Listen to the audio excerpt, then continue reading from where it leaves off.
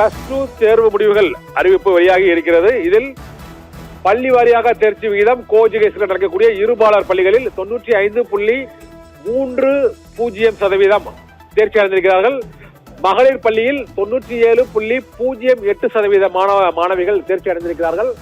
ஆண்கள் பள்ளிகளில் 90.49% மாணவர்கள் தேர்ச்சி அடைந்திருக்கிறார்கள் என்று வெளியாகி இருக்கிறது.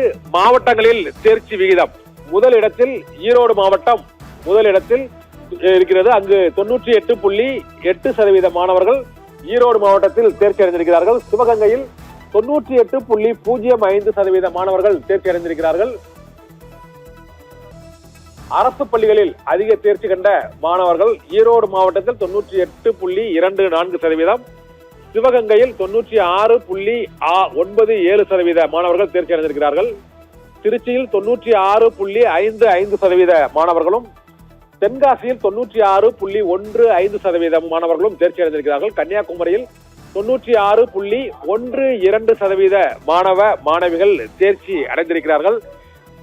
+2 தேர்வு முடிவுகளில் அதிக தேர்ச்சி பெற்ற மாவட்டங்களின் அறிவிப்பு வெளியாகி இருக்கிறது. இதில் முதல் 5 மாவட்டங்கள் வெளியாகி இருக்கிறது. இதைத் தொடர்ந்து மற்ற மாவட்டங்களில் தேர்ச்சி விகிதம் தொடர்பான அந்த விவரங்கள் இன்னும் சில நிமிடங்களில் அறிவிக்கப்பட இருக்கிறது. முதலிடம் ஈரோடு, 2ஆம் இடம் சிவகங்கை, 3ஆம் இடம் கன்னியாகுமரி, 4ஆம் இடம் திருநெல்வேலி, 5ஆம் இடம் திருச்சி ஆகிய மாவட்டங்கள்.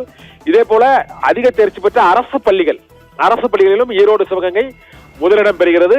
அங்கு திருச்சி 3ஆம் இடம், தென்காசி 4ஆம் இடம், கன்னியாகுமரி 5வது இடம்.